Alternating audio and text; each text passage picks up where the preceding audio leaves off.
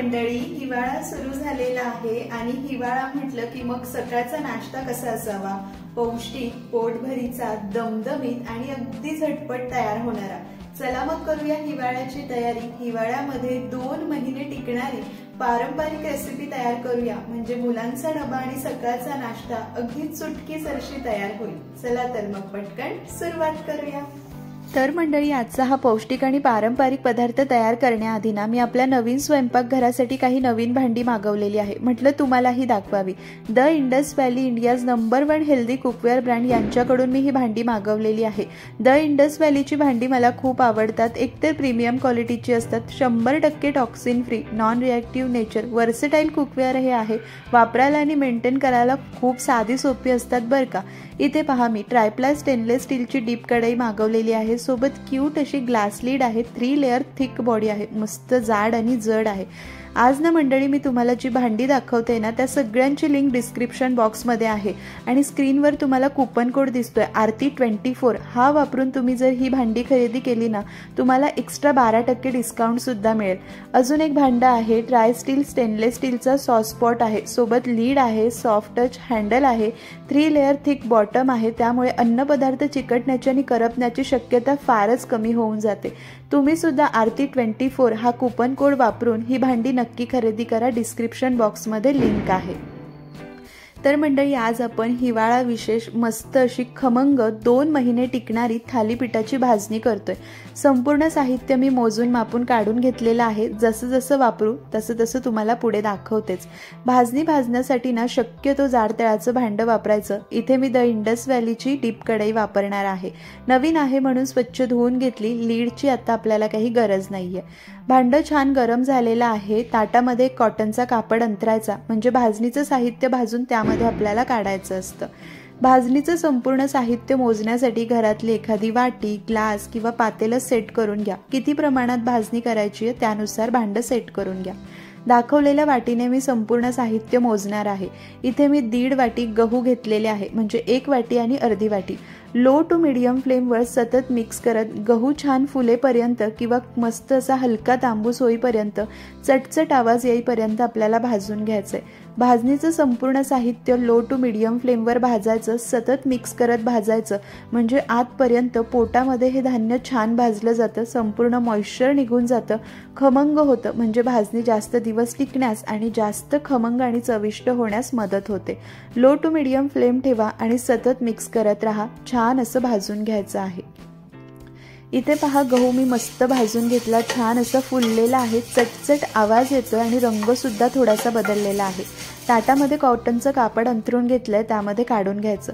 सुरुवातीला हे कान काही कढईचे गरम झाले नव्हते, पण जशी जशी कढई जास्त गरम झाली ते गरम होत होते, म्हणून आपण कापडाच्या मदतीने धरू शकतो।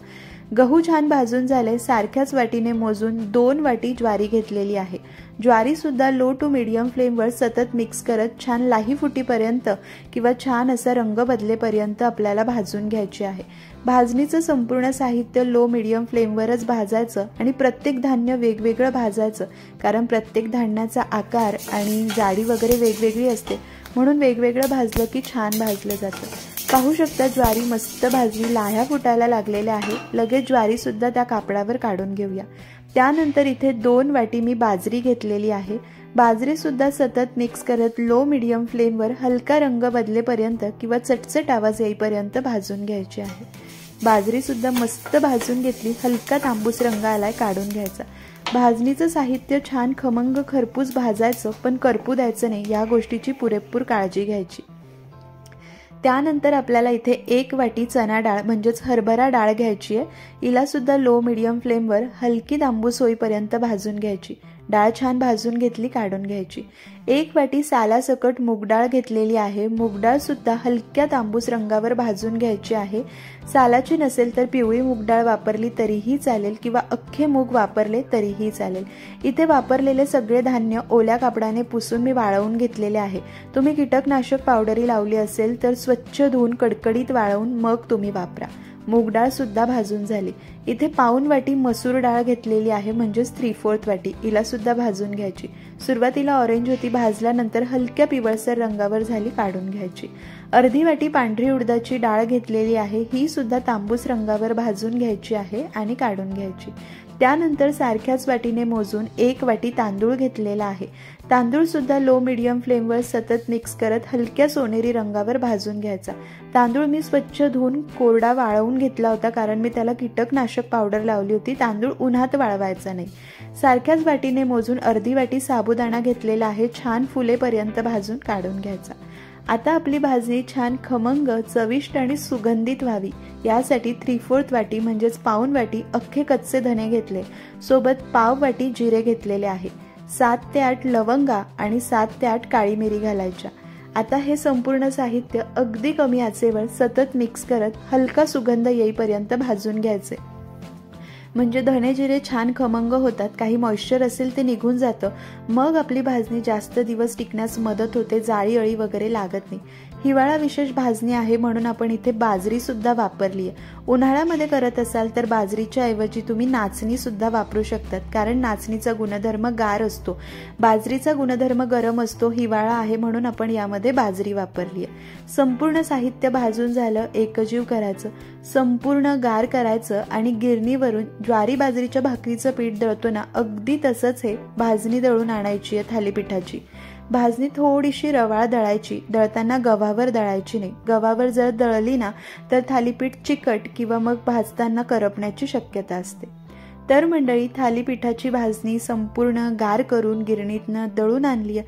मस्त सुगंधित भाजणी झाली आहे. हवाबंद डब्यात ठेवली की फ्रीज शिवाय 2 महिने आरामात टिकते. फक्त ओला हात, ओला चमचा वगैरे लागू द्यायचं नाही. खमंग अशी भाजणी तयार आहे. तर थालीपीठ तर व्हायलाच हवे.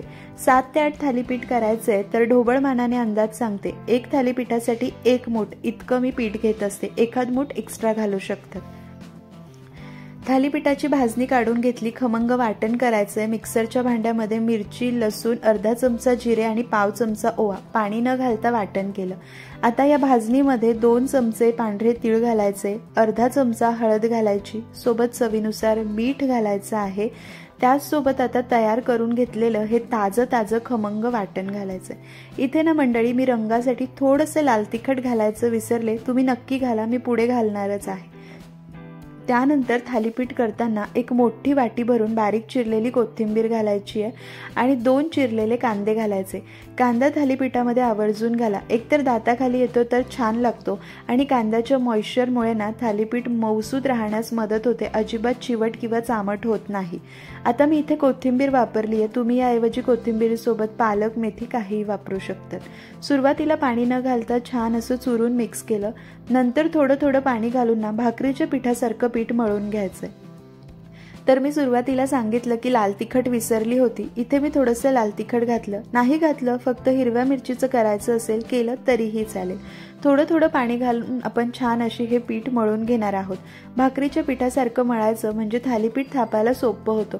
खूपही सैलसर करू नका बरं का, नाहीतर थालीपीठनं व्यवस्थित थापता येत नाही, खूप पचपच होऊन जातं. छान असं पीठ मळून घेतलं. 10 मिनिटं झाकून बाजूला ठेवूया. थालीपीठाचं पीठ 10 मिनिटं मुरतंय तोपर्यंत थालीपीठासोबत खाण्यासाठी नेहमीपेक्षा थोडीशी वेगळी अशी आपण कढी करतोय.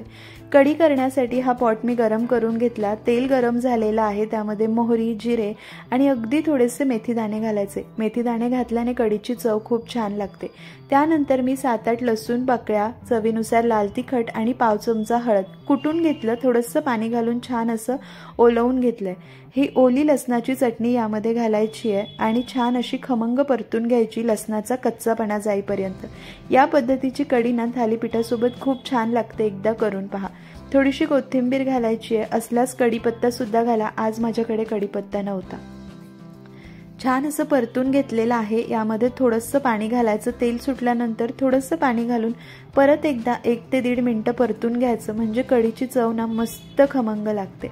पाणी घालून सुद्धा थोडंसं परतून घेतलं. कढी करण्यासाठी ना मी मिक्सरच्या भांड्यामध्ये 1 वाटी दही आणि 1 चमचा बेसन पीठ छान असं फिरवून घेतलंय. हवं तर डाळ घोटणीच्या मदतीने घोटून घेतलं तरीही चालेल. ते घालायचं. गॅस कमी ठेवायचा. कन्सिस्टन्सी कशी हवी आहे त्यानुसार पाणी घालायचं आहे आताच मीठ घालायचं नाही, मीठ आत्ता घातलं तर कढी फुटण्याची शक्यता असते. गॅस कमी ठेवून कढीला एक छान अशी उकळी येऊ द्यायची आहे. सतत मिक्स करत राहा किंवा नाही मिक्स केलं तरीही चालतं. या पॉटला ना मस्त असे हँडल असल्यामुळे ना चटका वगैरे सुद्धा लागत नाही. कढीला छान अशी उकळी काढून घेते. कढीला मस्त उकळी आली आहे, रंगही छान आलाय. चवीनुसार मीठ आणि परत एकदा थोडीशी कोथिंबीर घालायची. मीठ घातल्यानंतर एक उकळी काढायची आणि मस्त अशी चमचमीत कढी तयार आहे. या कढीमध्ये ना मंडळी मी साखर घालत नाही, थालीपीठासोबत अशी चमचमीत कढी छान लागते. कढी करून झाली. 10 मिनिटं आपलं थालीपीठाचं पीठ सुद्धा मुरलेलं आहे. थालीपीठ थापण्यासाठी खाली पोलपाट ठेवला. एक ओला कॉटनचा कापड घ्यायचा आणि हाताला लावण्यासाठी पाणी घ्यायचं. कॉटनचा कापड ओला करून घट्ट पिळून घ्यायचा. कापड ओलं असलं तरी त्यावर थोडंसं पाणी घालायचं, म्हणजे थालीपीठ सहज तव्यावर घालता येतं. ओल्या पाण्याच्या हाताने थालीपीठ किती लहान मोठं जाड पातळ हवंय त्यानुसार गोळा काढून घ्यायचा. गोळा असा एकसारखा गोल करून घ्यायचा. पाण्यामध्ये हात बुडवायचा आणि एकसारखं बोटांच्या मदतीने थालीपीठ थापून घ्यायचं. योग्य असं पीठ मळलेलं असलं ना मंडळी की थालीपीठ छान थापलं जातं. आपण जी भाजणी केली ना मंडळी ती अगदी अचूक आणि योग्य प्रमाणामध्ये आहे. त्यामुळे घरभर मस्त असा हा भाजणीचा सुगंध पसरलेला आहे. आणि मंडळी हे थालीपीठ चवीला कमाल झाले होते. अतिशय मौसूत होतात, चिवट चामट काहीच होत नाही. आणि घेतलेले साहित्याचे प्रमाण ना अगदी योग्य असल्यामुळे भाजणी सुद्धा खूप चविष्ट होते. संपूर्ण साहित्याचे प्रमाण सुद्धा मी डिस्क्रिप्शनमध्ये लिहून दिलेले आहे बरं का. थालीपीठ थापून घेतलं. मध्ये होल करायचा, म्हणजे मध्ये तेल घालता येतं आणि थालीपीठ आतपर्यंत खरपूस भाजलं जातं. थालीपीठ थापून झाल्यानंतर तवा गरम झाला, त्यावर थोडंसं तेल लावलं, थालीपीठ घातलं, थोडंसं तेल घालायचं, मधल्या होलमध्ये सुद्धा घालायचं. यावर झाकण ठेवायचं आणि लो मिडियम फ्लेमवर एक वाफ काढायची. झाकण ठेवून एक वाफ काढली ना की थालीपीठ मस्त मऊ होतं. छान असं थालीपीठ वरतून कोरडं झालेलं आहे. उलटून घ्यायचं. आता गरजेनुसार तेल वगैरे घालून मध्यम ते मोठ्या आचेवर थालीपीठ भाजून घ्यायचे. खूप कमी आचेवर भाजायचं नाही. उलटून पलटून दोन्ही बाजूने मस्त खमंग खरपूस भाजून घेतलं. दिसायलाही सुंदर दिसतंय आणि चवीला तर अफलातून झालं होतं. भाजून झाल्यानंतर गरमागरम ताटात सर्व करा किंवा एखाद्या जाळीवर काढा, म्हणजे वाफ धरून ओलसर होणार नाही. पुढची सगळीच थालीपीठं या पद्धतीने तयार करून घेते. कापडावर पाणी घालायचं, एक गोळा घ्यायचा, पाण्यामध्ये हात बुडवायचा आणि थालीपीठ बोटांच्या मदतीने थापून घ्यायचं. आमच्याकडे ना मंडळी खूप जाड नाही आणि अगदी चपाती इतकं पातळ नाही, असं मध्यम जाडीचं थालीपीठ आवडतं. तुमच्याकडे जसं थालीपीठ आवडत असेल त्या पद्धतीने तुम्ही थापून घेऊ शकता. थालीपीठ थापून झाल्यानंतर मध्ये होल आवर्जून करायचा, म्हणजे त्या होलमध्ये आपल्याला तेल घालता येतं आणि थालीपीठ आतपर्यंत खमंग भाजलं जातं. कापड दोन्ही बाजूंनी असं धरायचं आणि उलटं करायचं. 2-3 थालीपीठं करून झाल्यानंतर तुम्हाला वाटत असेल कापड सहज निघत नाही तर वरतून थोडंसं पाण्याचा हपका द्यायचा, कापड लगेच निघतं. झाकण ठेवून एक वाफ काढायची. नंतर मोठ्या आचेवरती थालीपीठ उलटून पलटून भाजून घ्यायचं. थालीपीठ भाजताना तुम्ही तूप सुद्धा घालू शकतात. खरं तर मंडळी आमच्याकडे ना यांना धपाटेच म्हणतात, पण आता सगळे थालीपीठ म्हणतात म्हणून मीही थालीपीठ म्हणते. मस्त असे खमंग खरपूस भाजणीचे थालीपीठ तयार झाले. सोबत चटपटीत कढी, तिळीची चटणी आहे. तिळीच्या चटणीच्या रेसिपीची लिंक डिस्क्रिप्शनमध्ये आहे.